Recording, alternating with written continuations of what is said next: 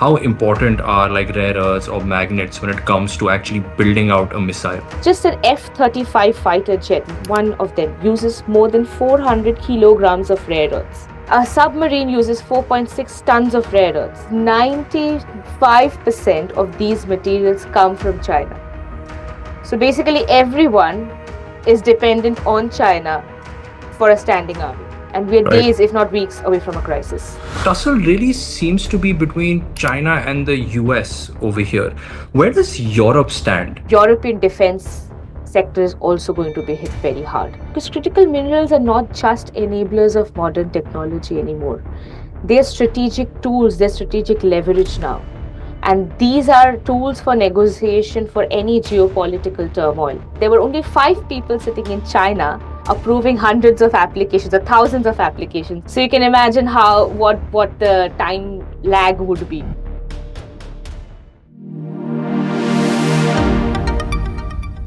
Neha, thank you for taking out the time to speak with ANI. There are quite a few things in the docket regarding critical minerals that we want to cover today. Let's start with what China has recently done. On October 9th, China, the world's largest producer of rare earths, expanded the scope of rare earth export controls. Can you break down this latest set of export controls for us? How are these measures any different from what we have seen in the past? And through these new controls, what message is Beijing trying to convey to Washington, especially since these export controls come just weeks ahead of the planned Trump Xi meeting in South Korea for later this month? Right. First of all, thank you so much for having me on your podcast. These export controls are clearly, I mean, it has escalated with the tariffs, but it is clearly a retaliation to the semiconductor controls that US has imposed. And it is very strategically timing, like you mentioned, just weeks before the two presidents are supposed to meet, because this puts critical minerals on the leverage table. Now, what these export controls are is that, I mean, I'm going to just to put to context, I'm going to go a little bit back in time and talk about what happened earlier this year. So, when the tariff war started escalating in April, China decided to put an export control on 7 medium and heavy rare earths. Now, these heavy and medium rare earths are used in very small quantities in a, but are very critical applications. They're used everywhere in our daily lives. They're used in your speakers, in your phones, in your laptops, in your robots, but also in EVs, and have a strategic application in defense. Now, it was not a de facto ban, it is still not a de facto ban. It is just that anyone who's trying to export needed to apply for a license. Now, what happened in April is that after these export controls were imposed, neither of the parties were prepared for it, and there wasn't enough stockpile that was there that the producers have, because for the last 2 years the market has been severely oversupplied. Now, what happened is that no one was prepared and a lot of production was put to halt, because anyone who had to submit for a license had to wait for at least 45 to 60 days to get a license, and then only then they could export materials. Cut to chase, this there has been a lot of negotiations going on, and there has been a pause on the exports controls on paper, but on reality, on ground, things have been very different. The process has been the process has been blamed on bureaucratic lag, and things started getting better. And just now, before a few weeks before the presidents are supposed to meet, China has again come back with these export controls, saying that they've added more heavy rare earths to the list.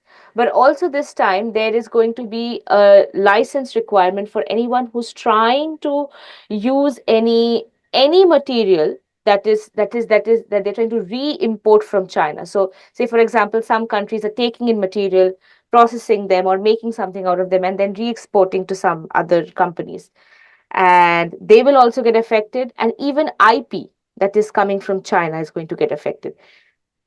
Now, why this gets interesting is because IP, which is used for heavy rare earths, or a technology that is used for extraction of heavy rare earths, is very similar to this technology that is used to extract light rare earths.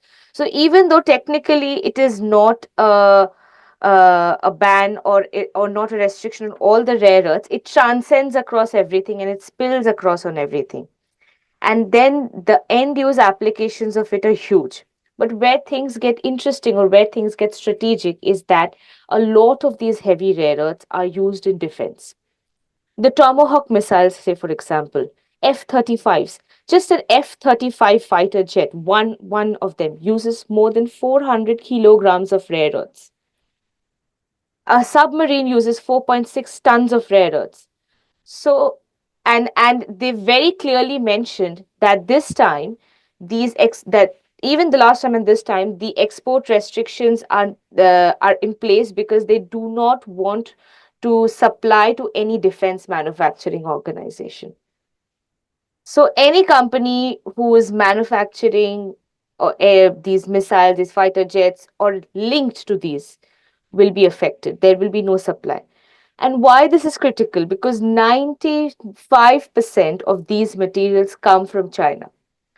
So basically, everyone is dependent on China for a standing army.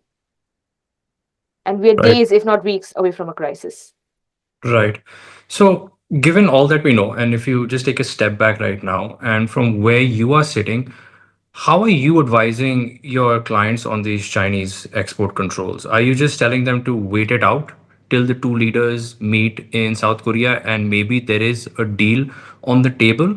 Or are you thinking more long term that, look, this decoupling is here to stay and maybe it makes sense to diversify your procurement of, rare earth from other sources or like other countries as well? So, in the short term, yes, we have to wait out to see what is going to happen. We're all looking forward to the meeting. But from what we see, these export controls are not going to go anytime soon. They're here to stay. And this is not across this is not just for rare earths, this is across all critical minerals.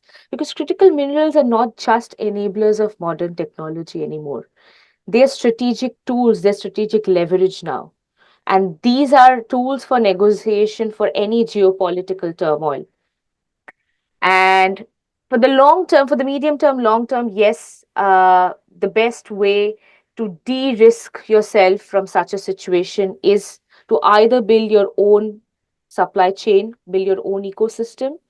Or if that is not possible, then diversify your sources as much as possible. The problem is now that the entire world is structurally dependent on China. And if China decides to stop material from coming out and they get to decide who gets what, then I mean everyone is basically just waiting for China to decide how their armies are going to work or how their technology development is going to work. Everyone's everyone's future growth is controlled from this one geopolitically concentrated supply chain. So and this is not the first time this has happened. This, just for rare earths, for an example, this happened back in 2010. There was a tension between China and Japan that happened, and China decided to stop exporting rare earths.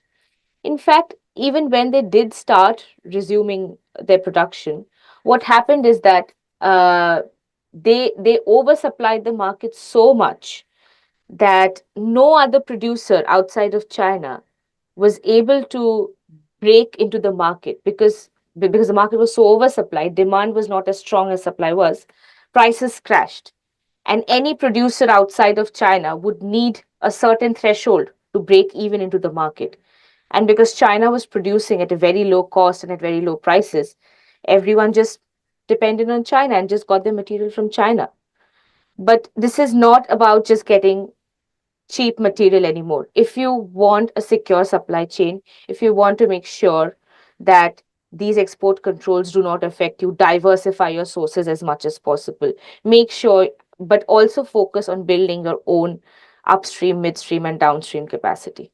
Right. So the Japan example is quite interesting, right? Because we have a real life case study on how this essentially played out back in 2010. Why didn't why didn't like governments and the private sector, take that as, at that time, like an area of concern that, look, we are extremely concentrated on this one country of supplying us with, critical minerals, rare earths, both heavy and light, and start diversifying at that from 2010 onwards. Like, why is it that, we had to wait till 2025, and seeing alarm bells being raised again? That is because, I mean, yes, you see on the surface that yes, there's a lot of alarm bells being rung now, but we are far from actually making it happen anytime soon. These alarm bells have happened, but it's already too late. Like I mentioned, we are days away, if not weeks, from a crisis.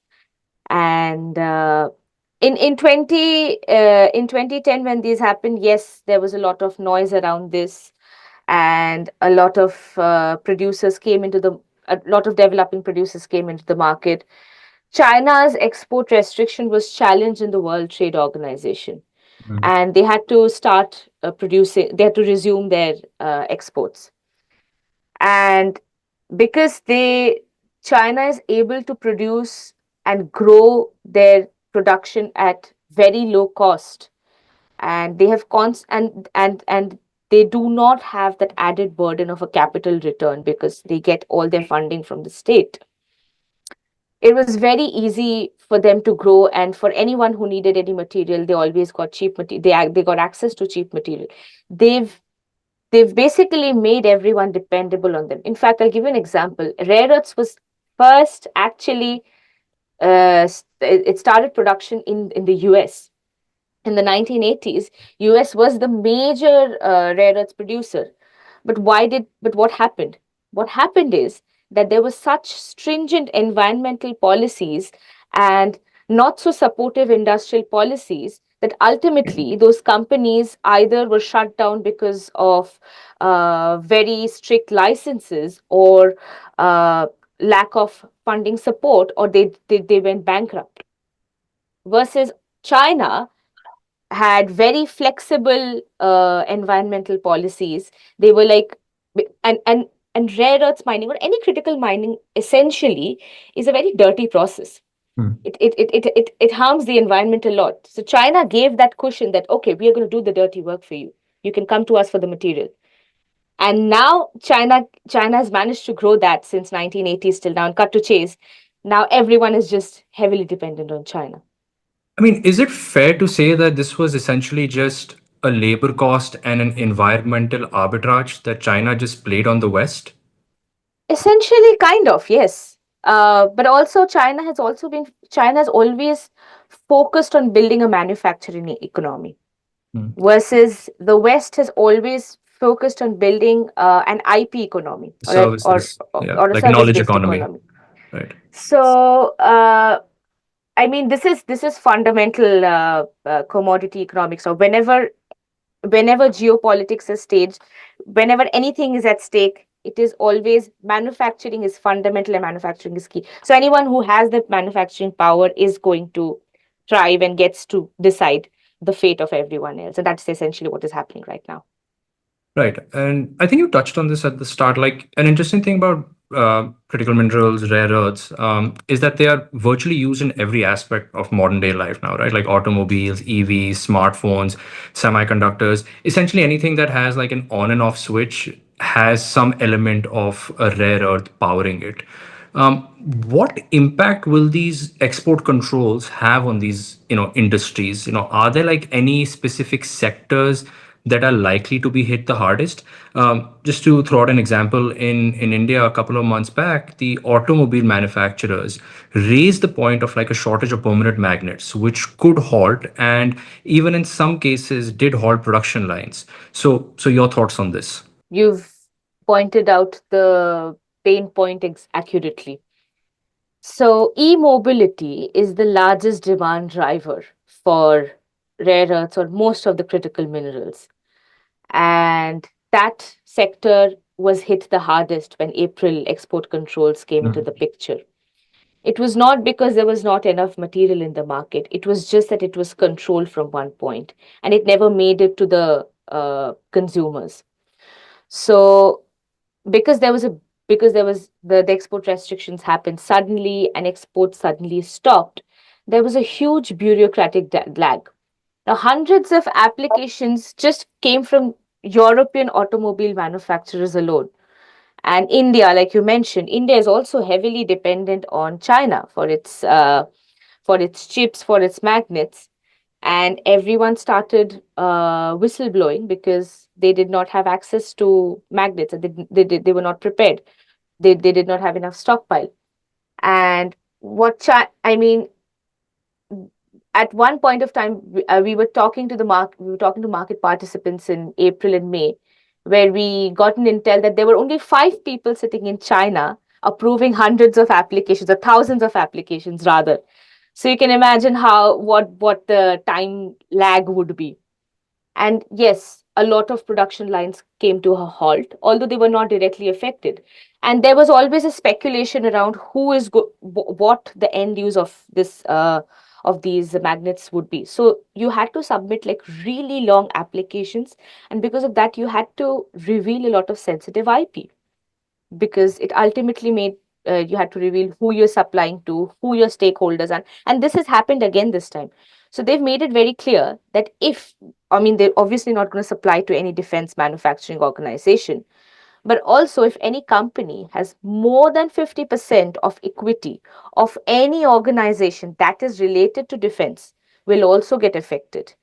Any technology company or any AI company or any semiconductor chip manufacturing company, which is going to be ultimately used for the research of human crisis or defense, will also get affected and will be under intense scrutiny. So basically, they've managed. So e-mobility is going to get affected. Consumer electronics is going to get affected. Defense is going to get affected. uh, Robotics is going to get affected. But not only just these, the semiconductor industry, the chip manufacturing industry, then your catalysts, phosphors, because the technology for for separating heavy rare earths is also applicable to light rare earths, and those light rare earths are used in have a lot of non-magnet applications: catalysts, phosphors, fluorescents. E-mobility is going to get hit the hardest in terms of there's going to be a lag, there's going to be a slowdown in the process, but ultimately that market is going to recover because they're not particularly targeting that market, or they're not restricting exports to that market. What is going to get affected the most is the defense manufacturing organization, although it accounts for a very small Hmm. sector of the demand. If you compare it with the grand scheme of things, it is a very critical application. I mean, we have intel that there aren't enough Tomahawk missiles left. There are empty cupboards now. So uh, the defense manufacturing organizations were looking for alternative routes, and that is where the second round of export controls come in, where they're not going to even allow re-import of Chinese material. Right. So if you just take, let's say you gave an example of a Tomahawk missile, right? Like what percentage of the components, are critical minerals or rare earths for that matter? Like is it 1 or 2%? Is it less than 5%? Is it greater than 10%? Just an idea, like as to how important are like rare earths or magnets when it comes to actually building out a missile. Yeah, so like I said, for an F-35 fighter jet, it accounts for almost 4% of the total weight, Wow. just Okay. rare earths and rare earth permanent magnets. But without those rare earths or rare earth permanent magnets, you wouldn't be able to make it, because those permanent magnets are used to make the motors of those Hmm. fighter jets or the motors of the submarines. And the higher the temperature requirement of the motor, the greater the content of a heavy rare earth, because that is what increases the temperature sensitivity of the rare earth. So for applications like a submarine or an F-35 jet, you would need a really high temperature, and that's why you would need a higher content of dysprosium, terbium, or these heavy rare earths which are at stake. But also not just that, your missiles, Tomahawk missiles, radars, sonars, lasers, your chemical threat detection, then your smart bomb activation methods, all of these use rare earths. Even though in small quantities, without those, these won't function. Right. So a lot of the discussion since China put on these, I think that they're supposed to go into effect on December 1st, right? And you can correct me if I'm wrong over here. More or less. I More mean, or less. there are different parts of the export control, and different parts of them are going to be like implemented from different timelines. But yeah, by the end of the year, everything is going to be in place. Right. And so the tussle really seems to be between China and the US over here. Where does Europe stand in all of this? I'm sure they will also be significantly impacted with these new export controls. Europe is going to be hit the hardest. Like when the export controls happened first in April, European automobile manufacturers were hit the hardest. Hmm. And then European defense sector is also going to be hit very hard because um, China supplies 99% of these heavy rare earths, but the largest consumers of rare earths in defense is USA and Europe. More than 50% of the demand for rare earths in defense comes from these two parts of the Mhm. world. And these sections, so yeah, Europe does not have a significant upstream or a mining mineral industry because they're very high and very stringent environmental standards in place. Europe has some midstream capacity, which is refining and separating rare earths and critical minerals and making them into magnets. Germany has some magnet manufacturing that happens. There is a new plant that has opened up recently in Estonia, which is going to manufacture magnets. But the the scale at which they're doing is not enough to meet the demand. And yes, there's a lot of funding flow.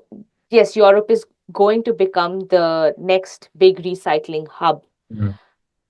but that is not happening now. That is going to take some time to happen. It's going to take a couple of years, and to be able to catch up with China and to be a self-sustaining economy, that is going to take decades.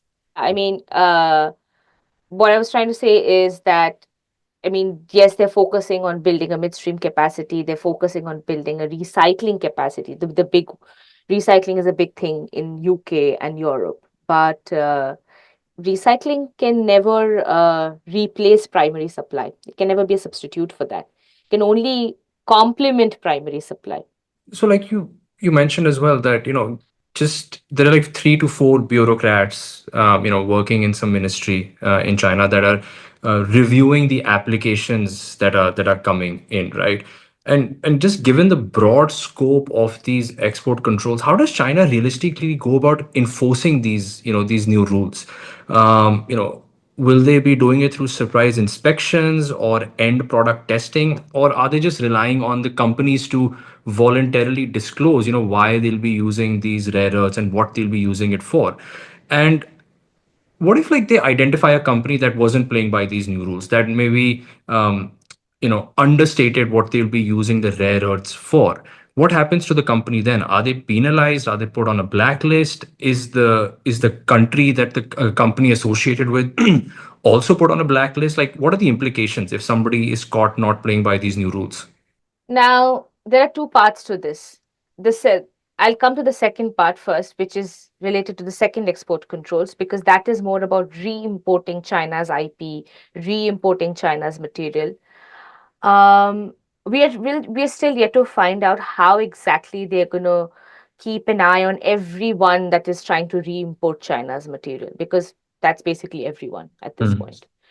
Um, but when it comes to China's IP, they've been doing that. They've been slowly getting a stranglehold of the entire supply chain for a really long time. This is not a sudden event. This has been happening from a really long time. 2 years ago, China first announced that they will put an export restriction on IP. Now, but what this means this time is that anyone, say for example, is using Chinese technology to separate or to manufacture rare earth permanent magnets. Now that requires upgradation, that requires maintenance, and that is where you need to go back to China to apply for a license if you need to upgrade your equipment, if you need to. Or a lot of companies are dependent on reagents from China. That comes into the picture. Now, coming to back to the first part of the problem, when this first happened in April, the restriction was on anyone who was trying to export from China. And what they've done is there are no more privately owned rare earth companies anymore.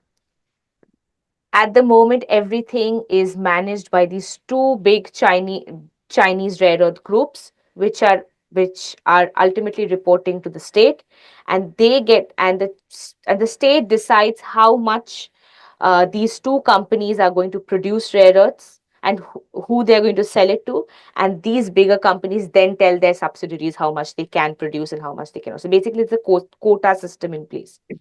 So anyone who's trying to sell rare earths has to come back to them to get material, and then they have to apply for a license. Yes, there is some liquidity in the spot market, and that's why uh, the prices in the spot market have been volatile since these export controls. But the spot market is also going to, I mean, whatever liquid material is there is also going to get exhausted in some time, right?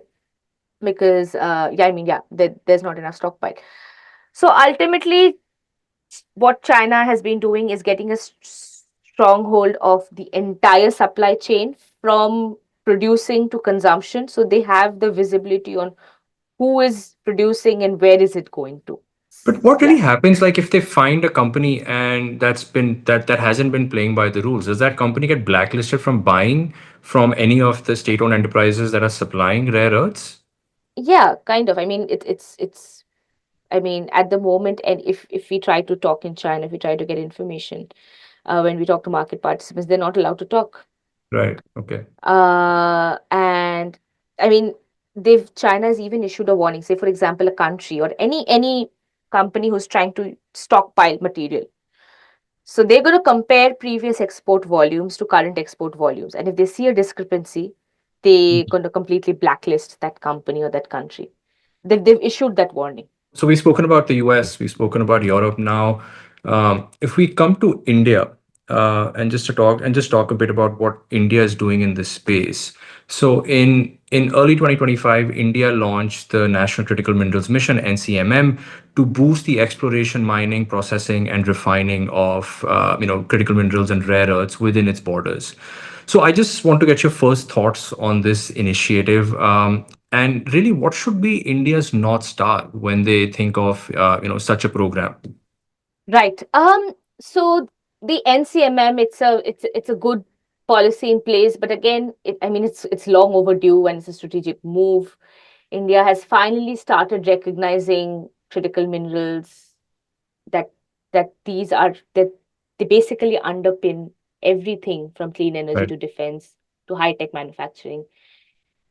It's clearly showing a shift in the mindset from a resource holder to an active value chain participant, and India can emerge as a big manufacturing economy, either, I mean, through because it has, like, obviously a very great IP in place, but also India's domestic market is quite big, right? Mm. And it can emerge as the next alternative of manufacturing economy, and it's moving beyond to exploration, refining. And if you are like, when it comes to the North Star, the the idea is that the key priorities over here are that security of supply is getting very important for any, and these export restrictions are the biggest reminders that we need to develop our own value chain. We need to reduce dependence on other economies, and especially if when such value chains are key to our economy, big time. You need to build our own refining separation capacities. There's a big gap over there, and we also need to. India can be a very a good market, potential market for recycling, Mm. because there's a big scrap market available in India. And with that, basically, you can build a closed loop economy system, an ecosystem. We also need to start securing offtakes with other countries and do public partner private. I mean, do more inter-country partnerships. Like say for example, the US and Australia signed one yesterday. Australia has earlier signed one with Europe, with a critical mineral partnership to develop their upstream and midstream capacity. So such more deals need to happen. Obviously, a lot of investment needs to happen in R&D, but the Mm. key challenge, what we see, will be execution, because it's a big country.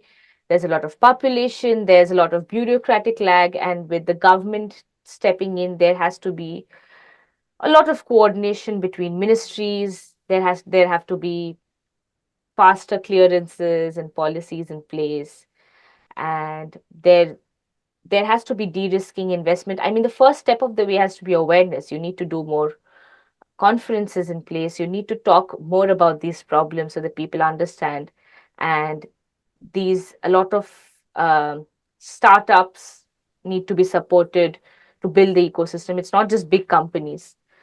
Yeah, So, we're still a little far ahead. right. Like you said, like there needs to be more awareness. So, just going a level deeper, right? Like, which enterprises in India do you believe will kind of augment the building up of this supply chain?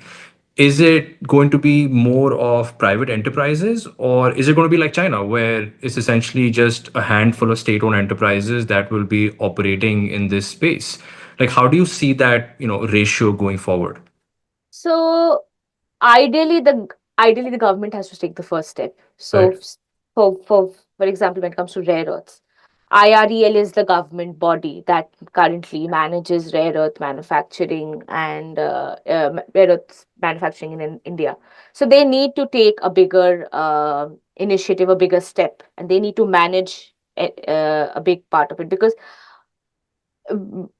when such acts are also, I mean, these are very good initiatives, but also China at one point of time has dealt big time on illegal mining, Mm. and that can also happen. The reason why the market did not grow so much in India for rare earths historically is because there Illegal was a mining. big illegal mining market that Right. existed. So IREL has to be the central to rare earth mining, and it has to take the initiative. Then there's NALCO and NMDC that can play pivotal roles, because rare earths are not just locate like they're present everywhere. It's not just like you'll Mm. find one deposit of just containing rare earths. They exist as co-products and byproducts to other bauxite and iron ore mines. So PSUs are very well positioned to manage this. Also, they have the initial capital intensity and the Mm. environmental scrutiny in place to make these happen. But private participation is also required when it comes to technology.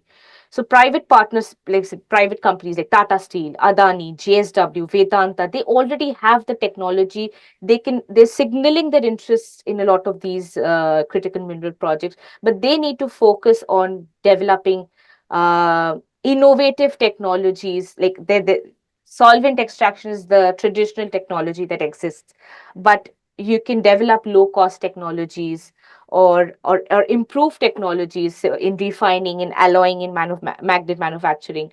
So and also a lot of these private companies can do foreign tech collaborations Mm.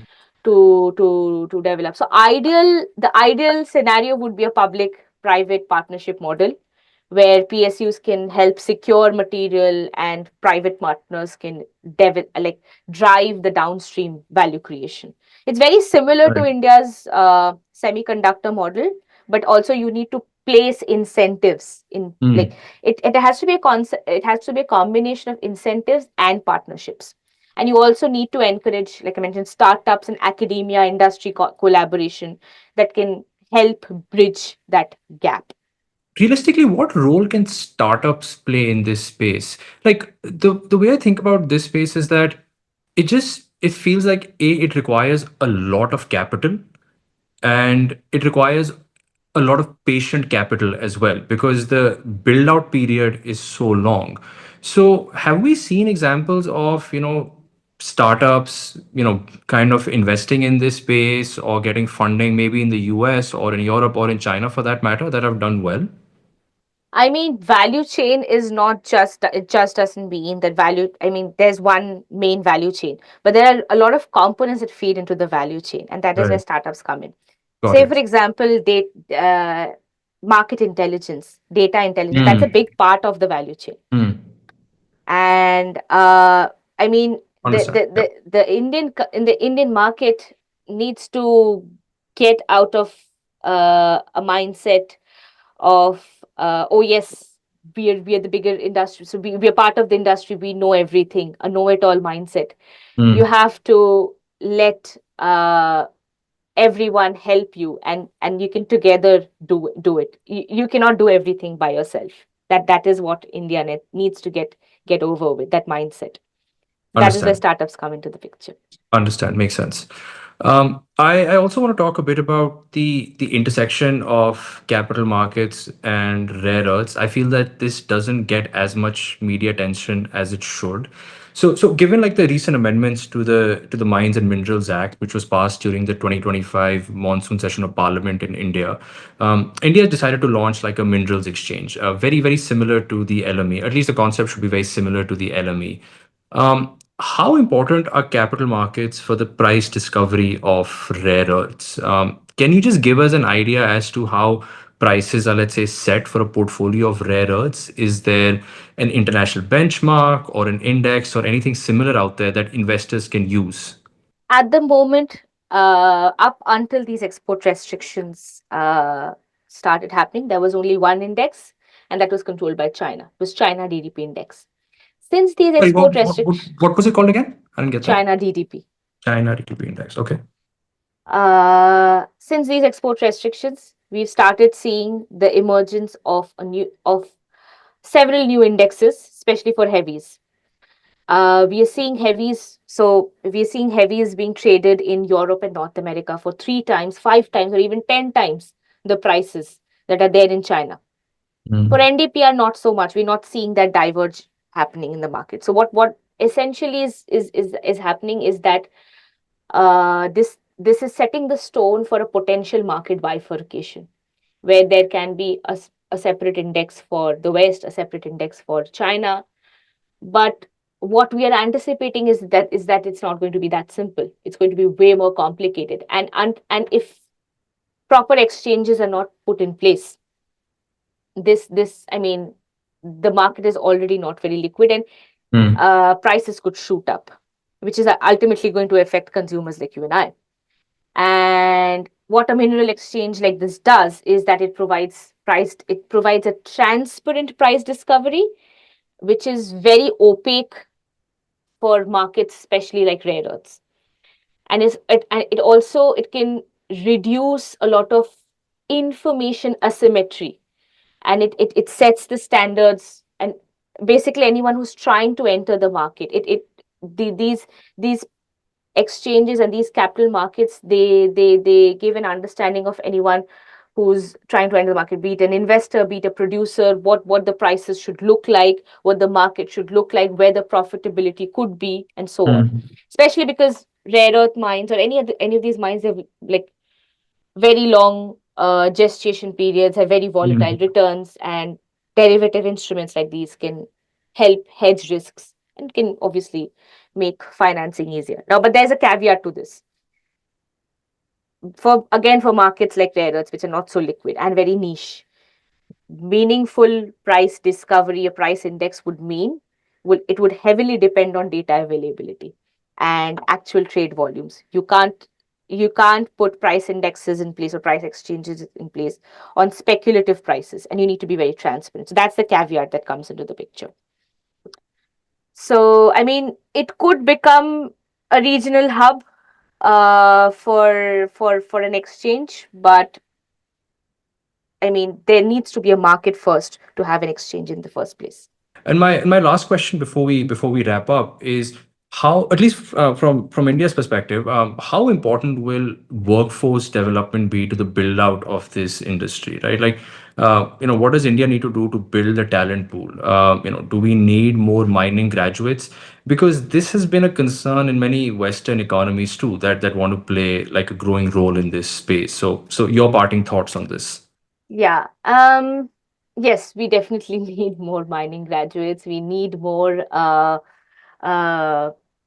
we need more academia on metallurgy, chemical engineering, chemical processing, refining. A lot of R&D needs to go into this space. But also, not, I mean, that is a technical aspect of it, but there's also a big financial part of commodity economics that comes into the picture. So that also needs to happen. A lot of awareness needs to happen around this. The first step uh, of the first step in the right direction would be to organize conferences. Just get people within the country, get people from outside the country, get everyone in India, get investors and OEMs in the same under the same roof, so that they can talk, they can make deals, things can happen. Because there's a lot of noise in India right now, but again, the biggest challenge is execution, and there has Right. been a noise for a really long time. And if we do it, India has a lot of potential when it comes to minerals, because workforce, a big reason why China is leading the market is because they have a lot of technology advancements, but also they have very good labor force at a low cost, which India can do. India has the potential to become. So we have a big workforce. We can redirect intelligence within the economy, and we have a big consumer base as well. We do not need to depend on a lot of mineral exports. We have a big enough domestic market to absorb all the material that we produce. Right. Neha, thank you so much for speaking with ANI and for having this discussion with us. Thank you so much. Thank you for having me over.